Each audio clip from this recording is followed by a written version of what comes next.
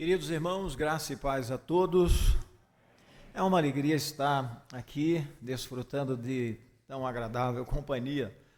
Pastor Manuel, além de um grande colega, um grande irmão, um grande amigo, e ainda por cima, pernambucano como eu. E atualmente ele virou Peba e eu pernambaiano. Peba é pernambucano e baiano. Pernambaiano é a mesma coisa, mas é mais bonito, né? Me perguntam quase sempre, de onde o pastor é? Eu digo, eu sou de um estado chamado Pernambaía, conhece? Não conheço. Aí eu digo, bom, eu sou de Pernambuco, mas baiano de coração e conquistense, tem mais, cidadão conquistense, pastor. Esta cidade me honrou com esse título, há alguns anos atrás, e ao Senhor toda a honra, toda a glória por isso. Há um grupo de irmãos que convidei, estão aqui presentes nesta noite, eu não quero ser injusto, e mencionar o nome de um de outro que eu consegui visualizar, não consigo visualizar todos, talvez, estejam aqui. Eu pediria que vocês ficassem de pé, que eu quero dar um abraço em nome da Igreja Batista Boa Vista, esta igreja que ama profundamente aqueles que um dia aqui se reuniram e deram origem à Igreja Batista Belém, estão conosco nesta noite. Muito bem, e nós vamos dizer o que a estes irmãos amados, amada igreja? Amém. Podem assentar. Agora eu só vou destacar um casal que veio de longe, Paulo e Dene. Paulo é um querido irmão, um amado irmão, como os demais, evidentemente, mas ele veio de longe, veio lá de Itajibá. Os irmãos imaginem que honra tenho eu de Paulo se deslocar de tão distante para me rever e ouvir o que Deus tem através de sua palavra. Ele e Dene, então, são amados irmãos, queridos irmãos, ovelhas tão queridas que até hoje estão aqui no coração e não pagam aluguel, né, pastor Manuel? As nossas ovelhas moram em nosso coração e não pagam aluguel. Sabem por quê?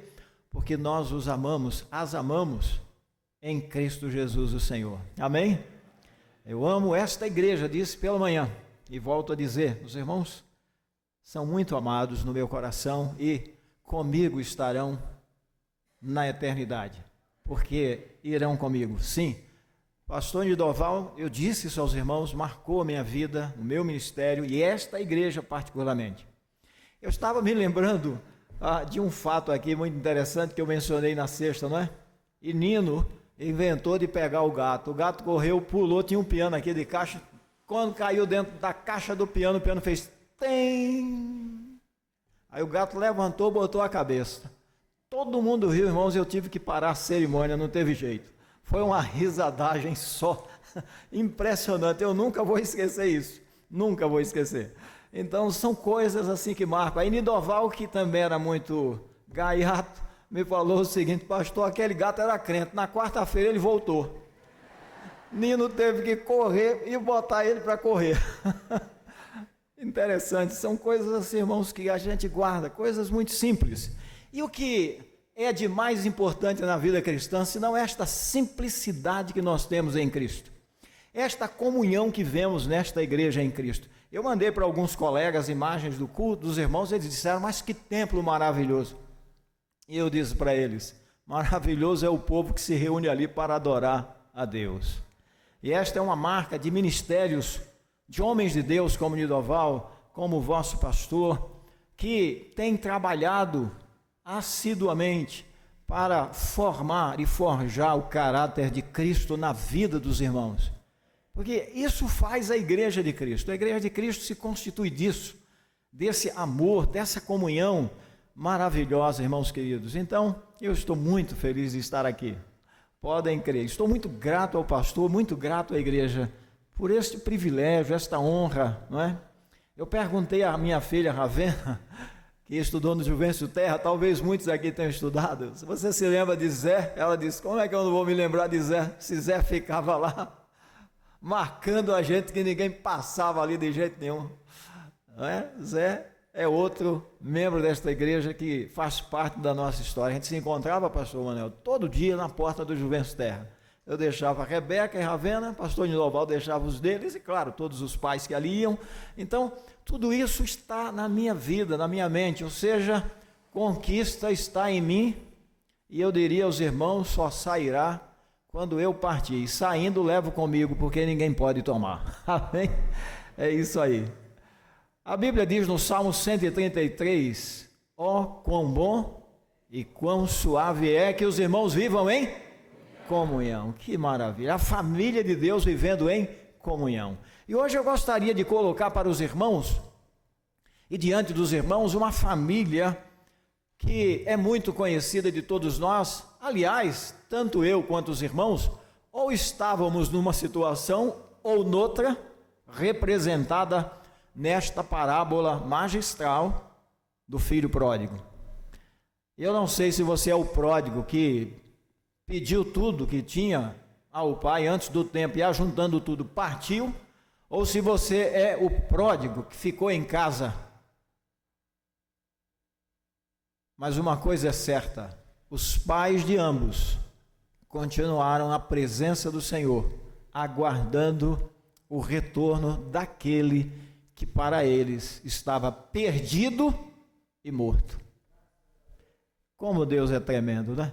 Que história magnífica. Onde estou eu? Onde está você? Agora, pensando na atualidade, onde estava eu? Onde estava você? Numa ou noutra situação. O texto diz, portanto, o seguinte, Evangelho de Lucas, capítulo 15. Eu gostaria de ler para os irmãos, é bastante conhecido o texto, mas eu vou ler apenas até o verso de número 22, começando com o verso de número 11. Continuou Jesus: certo homem tinha 2 filhos. O mais moço deles disse ao pai: Pai, dá-me a parte dos bens que me cabe. E ele lhe repartiu os haveres. Passados não muitos dias, o filho mais moço, ajuntando tudo que era seu, partiu para uma terra distante e ali dissipou todos os seus bens, vivendo dissolutamente. Depois de ter consumido tudo, sobreveio àquele país, para azar dele, uma grande fome, e ele começou a padecer ou a passar necessidade. Então, ele foi e se agregou a um dos cidadãos daquela terra, e este o mandou para os seus campos, apacentar os porcos. Notem os irmãos, aguardar os porcos. Ali ele desejava fartar-se das alfarrobas que os porcos comiam, mas ninguém lhe dava nada. Então, caindo em si, disse: aqui começa a mudança. Quantos trabalhadores de meu pai têm pão com fartura, e eu aqui morro de fome. Levantar-me-ei e irei ter com meu pai, e lhe direi: Pai, pequei contra o céu e diante de ti. Já não sou digno de ser chamado teu filho, trata-me como um dos teus empregados. E levantando-se foi para seu pai. Vinha ele ainda longe, quando seu pai o avistou, e compadecido dele, correndo, o abraçou e o beijou. E o filho lhe disse: percebam o arrependimento profundo desse moço. Pai, pequei contra ti, pequei contra o céu e pequei diante de ti. Já não sou digno de ser chamado teu filho. O pai, porém, disse aos seus servos: trazei depressa a melhor roupa, vestiu, ponde-lhe um anel no dedo e sandália nos pés. Trazei também e matai o novilho cevado. Comamos e regozijemo-nos, porque este meu filho estava morto e reviveu, estava perdido e foi achado, e começou a regozijar-se. A seguir, entra em cena o pródigo que estava dentro de casa. Mas, irmãos, por que esta abordagem numa semana de celebração acerca da família? O nosso tema é que, agora todos sabem que, Pastor Manuel, só a graça, só o cinto. Olha aí, agora eles vão saber dizer certinho, vamos lá? Que em minha família brilhe a luz de Cristo. Eu quero acreditar, meus amados irmãos, que de uma maneira muito particular e até diria eu excepcionalíssima, jamais a luz de Cristo brilhou tanto quanto nessa história, porque eu acredito que essa história, narrada pelo próprio Jesus, tenha trazido das trevas para a luz milhares de pródigos. Eu mesmo sou um deles. Provavelmente você também é um deles. E eu diria que jamais brilhou tanto e tão intensamente na vida de uma família, como nesta família particularmente. Porque para os pais deste moço ele estava perdido, estava morto, mas agora o pai declara: foi achado. O impacto do reencontro na família é de substancial importância. Quando nós nos reconciliamos com Deus, individualmente falando, e quando a família em crise ou está com muitas rupturas por razões as mais diversas, também experimenta o poder restaurador da presença de Jesus. Quando a luz de Jesus ilumina a mente, o coração, a vida daquela família que abre-se para aquele que é a luz do mundo, para aquele que disse: eu sou a luz e quem me segue não andará em trevas.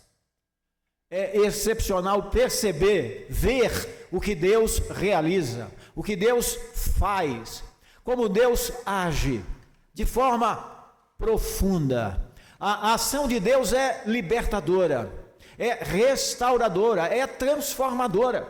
Ela, de fato, é introjetada na interioridade, porque quando a graça de Deus e o poder do Evangelho, pois o Evangelho é o poder de Deus para a salvação de todo aquele que nele crê, penetra na alma, acontece exatamente o que Jesus disse que aconteceria e tornaria o homem apto a viver no reino de Deus. Isso disse ele a Nicodemos, que desejava saber o que fazer para herdar a vida eterna. Necessário te é nascer de novo. Queridos, este jovem tinha por direito parte da herança do pai, juntamente com o seu irmão. Mas ele faz um pedido inusitado, e mais inusitado ainda é que o pai conceda a ele, porque isto não era comum no Oriente nesses dias. Talvez até hoje assim seja, pois se trata de uma sociedade profundamente patriarcal até os dias atuais. Mas o pai libera e ele pega tudo que tem, e ajuntando tudo saiu, e a Bíblia declara que ele simplesmente dissipou tudo dissolutamente. Todos os bens que ele levou, ele rapidamente deu fim a ele. Provavelmente nas noitadas, provavelmente ajuntando pseudos amigos, provavelmente se prostituindo, e assim por diante. Mas um dia os recursos acabaram, e ele agora se percebeu só e abandonado. Ele agora não tinha mais uma casa, ele não tinha um lar, ele não tinha sequer onde dormir. Para desgraça dele, ainda para piorar a situação, Jesus afirma que uma grande fome graçou naquela região onde ele estava, e ele agora estava completamente à mercê da compaixão, da misericórdia de outros. Ele então vai a um dos cidadãos daquela terra e pede algo para fazer, e o homem diz: bem, eu tenho algo para você fazer. Mandou ele para cuidar dos porcos, e os irmãos sabem que os judeus têm aversão a porcos, inclusive não comem carne de porco até os dias atuais. É considerado por eles completamente imundo. Era, portanto, um serviço vil, desprezível para qualquer judeu. E ele, mais do que ir parar na pocilga, desejava, diz a Bíblia, porque a fome era maior do que qualquer convicção, fosse ela religiosa, fosse ela de que natureza fosse. Ele simplesmente diz, a palavra de Deus, desejava se alimentar daquela, vamos chamar de comida, né, irmãos? É até difícil chamar, que se colocava para os porcos. Aqui no Nordeste chamamos de lavagem. O texto chama de alfarrobas, resíduos de alimentos. que eram colocados para os porcos. Por dias ele então viveu assim, na mais profunda miséria, no mais profundo abandono, alimentando-se de restos, sem qualquer perspectiva, mas à luz do Evangelho, que provavelmente aquele moço, porque esta parábola está ambientada dentro de uma cultura de profunda religiosidade, que é a cultura judaica. Aliás, a nossa civilização do Ocidente é chamada de judaico-cristã, exatamente porque nós herdamos estes princípios que vieram através das escrituras desse povo chamado cristão, que tem origem na Igreja Batista de Jerusalém. Os irmãos conhecem? Se não conhecem, eu recomendo, leiam o livro de Atos. Ela nasceu no dia de Pentecostes. Amém? Bom, você está achando que eu estou brincando? Leia o capítulo 15 de Atos, você vai ver que a igreja se reuniu lá, fez uma assembleia, está lá, é batista, da Gema. Então vamos lá. Mas este moço então, percebendo a sua tragédia, a ruína que agora se abatia sobre a sua vida, e olhando para todos os lados e não percebendo qualquer saída, Jesus é magistral aqui, e ele aponta o caminho da restauração. Qual é o caminho da restauração? Arrependimento, é dar meia voltas após reconhecer a condição de pecaminosidade que subjuga a cada um de nós, pródigos que somos, porque todos pecaram, diz a Sagrada Escritura, e separados estão de Deus. E então a palavra afirma que o salário do pecado é a morte, e aquele moço estava subjugado pelo pecado, pelo poder da morte, longe de Deus, longe da casa do Pai. Mas em meio a essa desgraça toda, essa ruína espiritual profunda, ele se lembra, o Espírito de Deus segreda a sua alma, segreda ao seu coração, fala a sua alma, fala ao seu coração, e ele é despertado pelo poder do Evangelho. Louvado seja o nome do Senhor.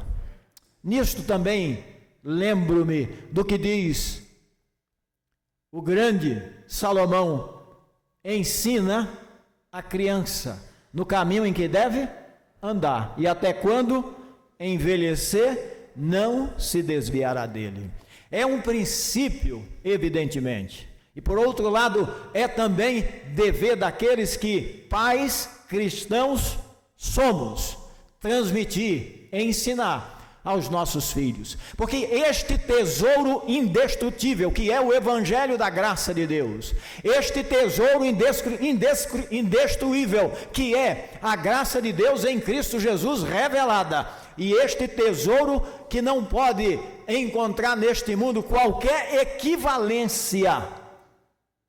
Paulo assim se expressou a respeito dele: porque pela graça sois salvo por meio da fé, e isto não vem de vós, é dom de Deus, não vem das obras, para que ninguém se glorie. Agora na miséria, agora abandonado, agora sem qualquer perspectiva de saída, a luz do Evangelho inunda, invade aquela vida dentro de uma pocilga, porque não importa onde o homem esteja, e não importa a condição em que ele esteja, Deus há de buscá-lo pelo poder do seu amor, pelo poder da sua compaixão, pelo poder da sua misericórdia, e a graça de Deus é suficientemente poderosa para trazer a cada um de volta para o Pai.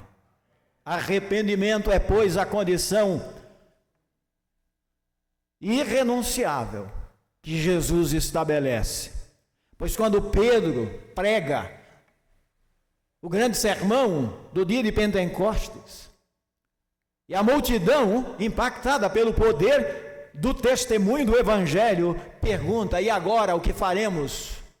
A resposta é: arrependei-vos, pois, e convertei-vos, para que sejam apagados os vossos pecados, e venham assim os tempos de refrigério pela presença do Senhor. Os irmãos creem assim? Digam amém. O arrependimento então traz aquele jovem de novo ao bom senso, à realidade.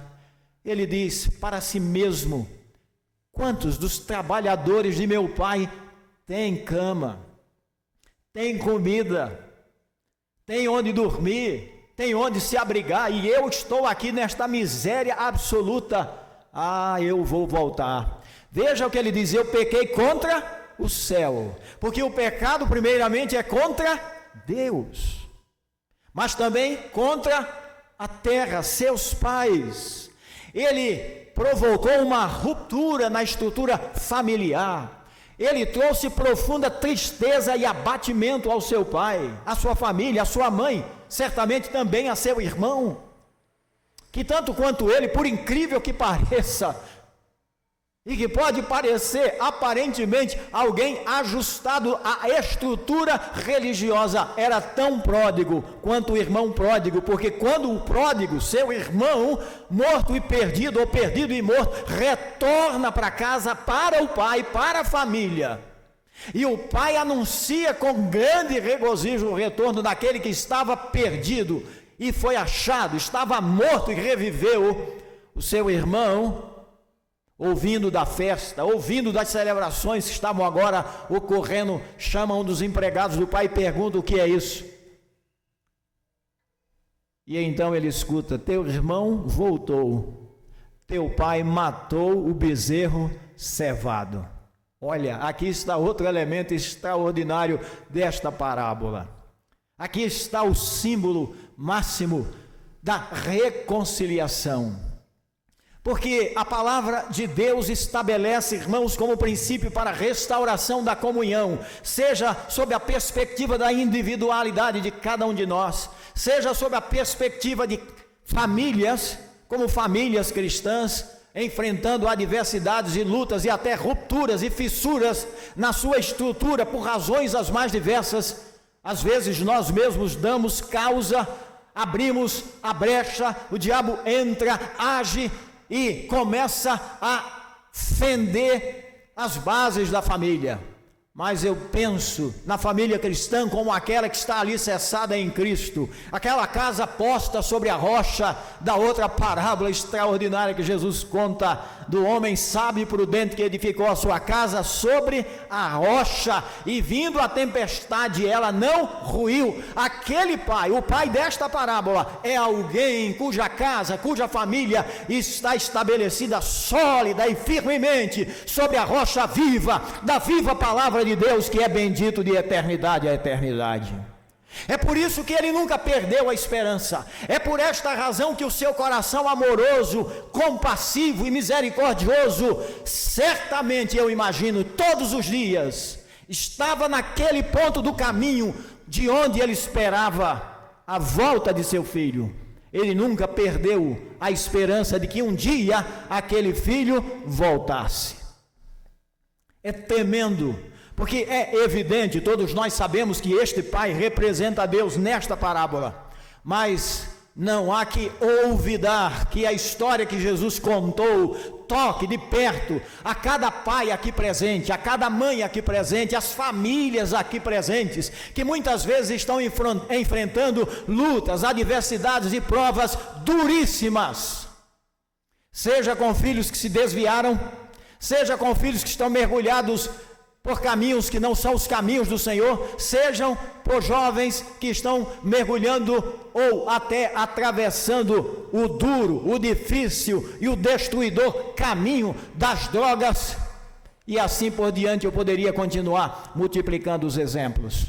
Pais aqui presentes, famílias aqui reunidas nesta noite, o Deus eterno em Cristo Jesus revelado, a luz que dissipa as trevas, a graça e a compaixão que vem a cada um de nós, que se põe no caminho e declara: eu sou o caminho, eu sou a verdade e eu sou a vida, ninguém vem ao Pai senão por mim. Veja o que o jovem disse: eu voltarei e direi a meu pai. É uma atitude de profundo arrependimento, é uma atitude de reconhecimento de seu erro. Eu direi: pai, pequei contra ti. Observe, o texto mostra que, vendo o pai, o reconheceu. Mas imagine você como aquele moço voltou. Certamente não era aquele que saiu de casa, estava desfigurado, pela vida dissoluta, estava desfigurado, porque o pecado é capaz de esmagar e é capaz de destruir a qualquer um de nós. Mas a graça de Deus faz o contrário, restaura, restabelece, revigora, transforma, liberta e traz de novo alegria. Diga amém, meus irmãos, porque foi o que aconteceu comigo, foi o que aconteceu com você, quando nós voltamos do mundo onde perdidos estávamos para o nosso Deus, quando ouvimos o bom pastor a nos convidar, quando ouvimos ele dizer: vinde a mim todos vós que estáis cansados, sobrecarregados e oprimidos, e eu vos aliviarei. Notem bem, na afirmação do apóstolo Pedro: arrependei-vos, pois, e convertei-vos, para que sejam apagados os vossos pecados. Mas eu gosto muito desta expressão: e venham assim os tempos de refrigério pela presença do Senhor. Então a presença do Senhor, ela é restauradora, ela é libertadora, ela renova, ela é capaz de tornar o impossível possível. Então, quando o pai vê o filho, ele o reconhece de pronto, de imediato, não obstante fosse um trapo que estava voltando. E a Bíblia declara que aquele pai corre para o filho, o abraça, o beija, antes que ele diga qualquer coisa, mas o filho está tão perturbado e inquieto que deseja de imediato confessar ao pai. E ele olha para o pai, provavelmente sem forças e trêmulo, e deve ter se prostrado diante do pai: meu pai, eu pequei contra o Senhor, eu não sou digno de ser chamado seu filho, faça de mim como um dos seus empregados. Irmãos, que coisa tremenda, dá para imaginar esta cena. Então a graça de Deus é derramada com tamanha profusão e abundância, que aquele pai de imediato chama um dos seus servos e manda provavelmente dar um banho naquele menino, manda provavelmente cortar o seu cabelo, manda dar uma roupa para ele, manda dar uma sandália para ele e manda principalmente colocar um anel em seu dedo.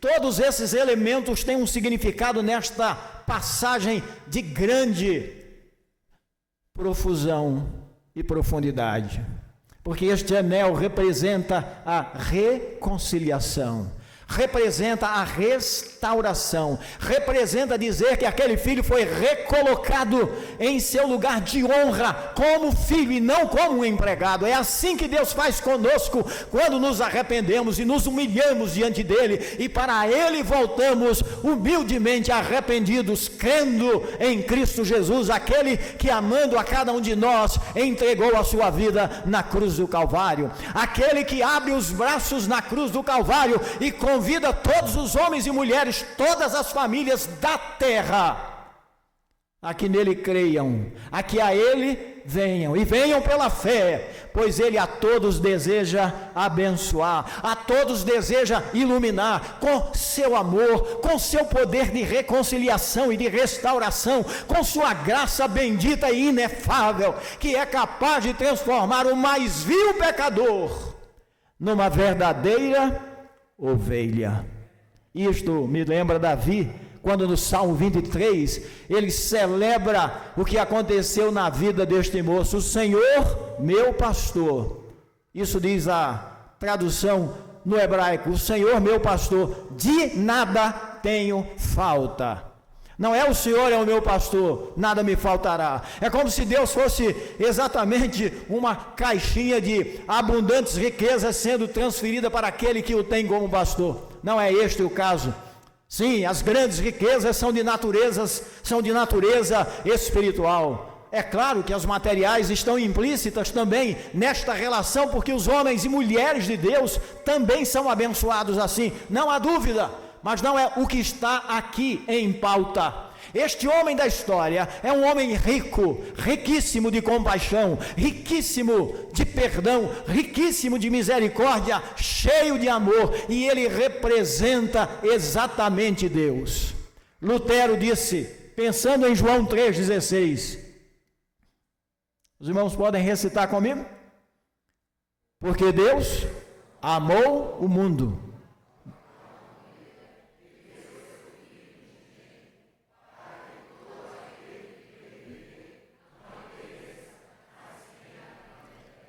Quem já experimentou o poder deste amor em sua vida, diga amém. Glória a Deus, todos nós.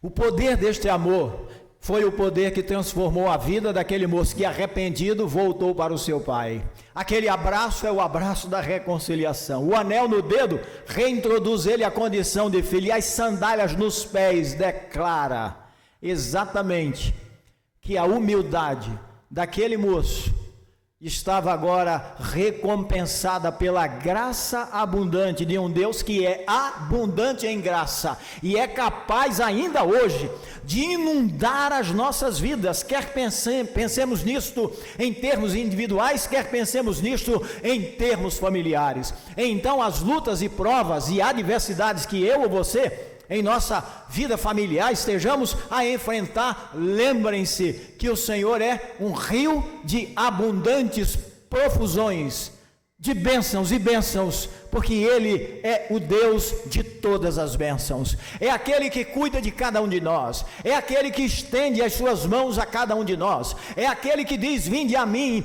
e eu vos darei vida e vida com abundância. Aquele moço perdido, aquele moço condenado, aquele moço destruído, voltando-se para o Pai, encontrou vida, encontrou compaixão, encontrou graça, encontrou reconciliação, encontrou restituição de privilégios, o privilégio de filhos. Sim, é o que nós somos. Por isso Lutero disse acerca de João 3,16: se toda a Bíblia desaparecer por qualquer razão, pastor Manuel, disse Lutero, só João 3,16 é suficiente para que o mundo saiba que Deus é amor, para que o mundo saiba que o poder do amor de Deus pode perdoar, restaurar, transformar, libertar e conduzir os homens da perdição para a vida eterna. Louvado seja o nome de Jesus.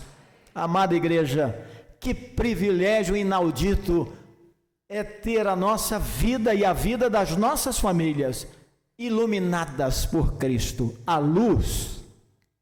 Ele disse: eu sou a luz, e quem me segue não andará em trevas. Agora, o mais impressionante é que depois ele diz aos seus discípulos: vós sois a luz. Vós sois a luz. Ora, nós não somos a luz no sentido em que Jesus o é. Disse isso hoje pela manhã. A luz que em nós brilha e que irradia através das nossas vidas pelo nosso testemunho no poder do Espírito, é a que procede de Cristo a luz.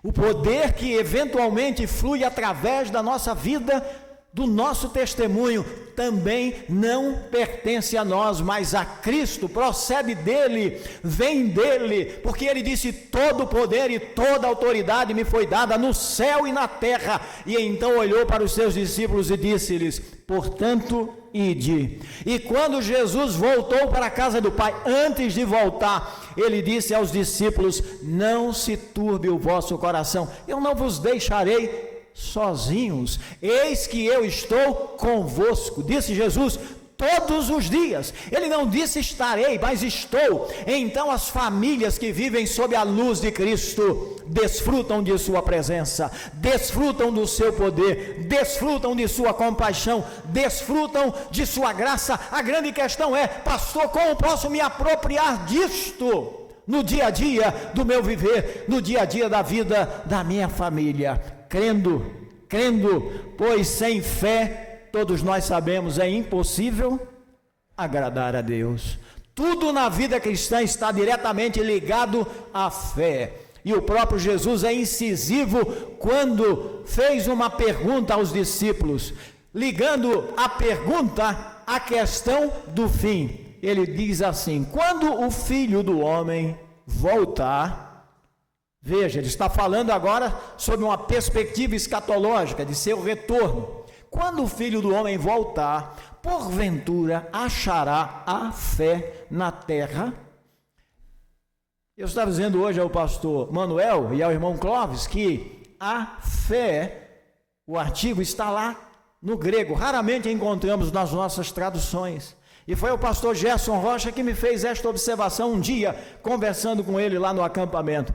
E conversávamos sobre a fé. E ele me disse: pastor, veja que coisa tremenda que está aqui. Está a fé. Então ele não está falando de uma fé qualquer. É a fé que ele está a transmitir à sua igreja, moldada pela compaixão e pela graça de Deus. Não se trata de uma fé ritualista. Se trata de algo que nos coloca em íntima e em profunda comunhão com Deus. É uma fé que nos faz andar pela fé, independentemente do que aconteça, porque o Senhor é o Senhor das nossas vidas, o Senhor é o Senhor das nossas famílias, o Senhor é aquele que alimenta a fé que um dia, pela sua graça, recebemos quando arrependidos cremos nele. Louvado seja o nome do Senhor Jesus. Queridos irmãos, concluindo, a festa foi grande, o bezerro cevado, preparado. Pergunto a você, por que aquele pai estava cevando aquele bezerro? Por quê? Porque ele tinha certeza de que seu filho voltaria. Então, vida, o perdão já estava liberado muito antes do filho voltar. Você sabia que Deus também já liberou o perdão muito antes de você voltar? Sim, a Bíblia Sagrada declara que o Cordeiro foi sacrificado antes da fundação do mundo. Perdão antecipado, liberado, porque a queda não pegou Deus de surpresa. A primeira família caiu, o primeiro Adão fracassou, mas o segundo Adão triunfou. Louvado seja o seu nome. E é por esta razão que esta igreja se reúne aqui, e é por esta razão que ela prega Jesus Cristo, poder de Deus para a salvação de todo aquele que nele crê. Louvado seja o nome de Jesus. Querida igreja, que bênção é crer em Cristo, que delícia é crer em Cristo. Lembra do hino? E há um hino tremendo que diz assim: filhos da luz, que desfrutais perdão, amados do Senhor. Olha, eu gostaria de concluir o sermão desta noite cantando este hino com os irmãos. Ele será o fechamento desta minha reflexão, que diz o seguinte: Deus nos ama incondicionalmente. Deus ama as famílias incondicionalmente. Deus tem nos abençoado incondicionalmente, e Deus tem abençoado as nossas famílias também incondicionalmente, independentemente das lutas, das batalhas que você tem travado, ontem, hoje ou mesmo venha a travar mais adiante, independentemente da enfermidade, se está ou não empregado, não importa, o Senhor está cuidando da sua vida, da vida da sua família, porque Ele ama a você, Ele ama a sua família. Que delícia é crer em Cristo, é ou não é? É ou não é, amada igreja? Eu digo isso com toda a força da minha vida, com toda a força da minha alma. Eu não deixarei a Jesus por nada deste mundo. Sabe por quê? Porque Jesus é a razão de ser da minha vida, da vida da minha família. Se Ele é a razão de ser de sua vida e de sua família, você vai enfrentar o que vier, a tempestade que vier, e vai sair mais do que vencedor, porque há uma promessa gloriosa: em Cristo Jesus, todos nós somos mais do que vencedores. Este jovem voltou, a festa começou, a alegria tomou conta da família, inundou aquela casa, aquela fazenda. Eu acho que todo mundo que morava nas imediações foi convidado, e grande foi a festa, mas o irmão do moço resolveu ficar de fora da festa. Pastor Manuel vai pregar sobre isso depois, porque senão eu vou ficar mais uma hora aqui, falando do outro que estava do lado de fora, do pródigo, que parecia ser absolutamente certinho, mas era tão pródigo quanto o irmão, porque quando o irmão, ele soube da festa do irmão, ele foi ao pai e se queixou, disse: vindo este teu filho, que dissipou tudo que tu tinhas, agora tu fazes uma festa para ele, e nem um bezerro tu matas para celebrar comigo, que trabalhei tanto para o Senhor. Claro, irmãos, o contexto aí é uma questão de religiosidade que Jesus está confrontando, mas isso tem muito a nos ensinar. Ele não se considerava filho, mas um empregado. Ele não viu o irmão como irmão, mas como alguém que estava simplesmente destruindo o que era dele, voltando para isso. Ele não se regozijava na reconciliação. Ora, há alguém que também não se regozija, este nunca se regozijará. É o diabo, o inimigo das nossas almas. Mas ele está derrotado, vencido, e Jesus triunfou eternamente sobre ele, e com ele, Jesus, a sua igreja também triunfará. Sim, Cristo é a causa do nosso triunfo. Nem a morte impedirá isso, porque no dia que a trombeta soar, os que estão no túmulo vão se levantar, como Lázaro se levantou, e eu disse hoje pela manhã. E nós, os que estivermos vivos, quando o Filho do Homem vier, porventura achará a fé na terra? Isso é um texto de natureza escatológica. Sim, ele achará na vida daqueles que, salvos pela graça, perseveram por causa dessa mesma graça, andando com Jesus, pois os filhos da luz não sabem fazer outra coisa senão andar na luz. Andemos na luz, a luz de Cristo, que ilumina as nossas vidas e a vida das nossas famílias. Louvado seja o nosso Deus. Amém? Vamos cantar Filhos da Luz, pastor Manão? Dá para cantar? Será que dá? É o 416. É um hino muito conhecido, um velho hino. Se pudermos cantar, se não, não tem problema. Mas enquanto estivermos cantando este hino, se porventura entre nós houver alguém que ainda não fez a sua decisão pessoal de se comprometer com Cristo, de seguir a Cristo como Salvador e Senhor de sua vida, eu quero convidá-lo para orar por você. Eu gostaria de orar por sua vida, eu gostaria de nesta noite apresentá-lo ao Senhor, para que você também se vincule, se ligue à família de Deus, à igreja de Deus nesta terra. Vamos ficar todos de pé, amados irmãos? É possível? Ana Luísa conhece? Pronto. Conhece? Acho que ela vai.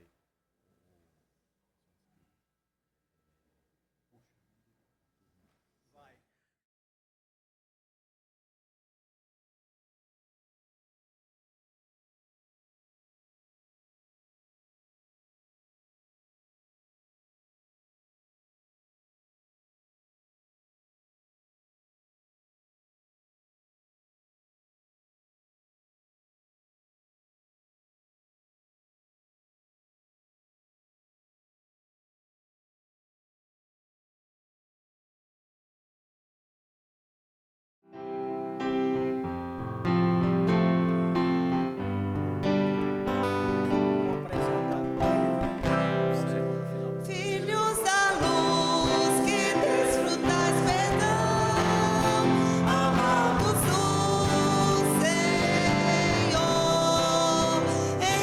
Belíssimo, né, irmãos? Cante com alegria, com muita alegria. Veja o coro.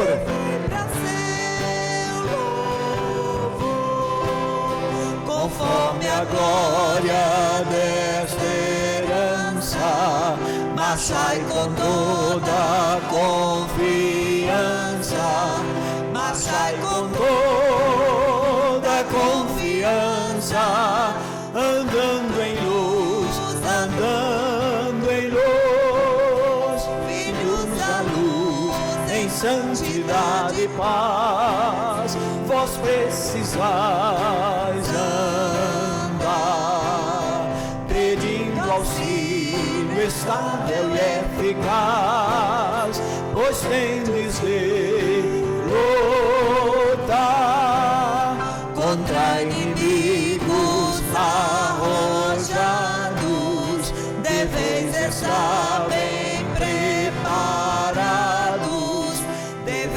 está, bem preparados, vivei na luz, vivei na luz. Filhos da luz, Nascidos sois de Deus, fugi de todo mal, com santo zelo cai aos céus, a casa paternal, e vigilantes não dormindo, as horas com temor remindo, as horas com temor remindo. Andai na luz, andai na luz. Os que aqui andam na luz, digam amém. amém. Glória a Deus, e Deus abençoe os irmãos. E se você nos visita e deseja vincular-se a essa igreja, talvez esteja aqui alguém que queira fazer isso. Sempre nós, os pastores, abrimos essa possibilidade de você dizer: sim, pastor, ore por mim, eu gostaria de me vincular. Quer fazer isso? Faça um sinal aí, a igreja agora está orando por você. Ou então vem aqui à frente para que a gente ore com você. Não precisa sentir-se envergonhado, não precisa sentir-se de maneira alguma envergonhado. Na verdade, Jesus está te chamando. Jesus quer te salvar, Ele quer escrever o teu nome no livro da vida. E nesta noite você tem este privilégio, esta oportunidade. Gostaria de fazer isso agora? Se houver aqui alguém, diga: ore por mim, pastor. Ou então levante a mão onde você estiver, faça um sinal, daqui mesmo a gente ora por você, onde você estiver. Pai querido, nesta noite tão preciosa para o teu servo, para esta igreja, Pai querido, nesta noite a tua graça foi grandemente derramada neste culto, em nossas vidas, em todos os atos que o constituem. Louvado seja o teu nome, muito obrigado, em nome de Jesus, amém.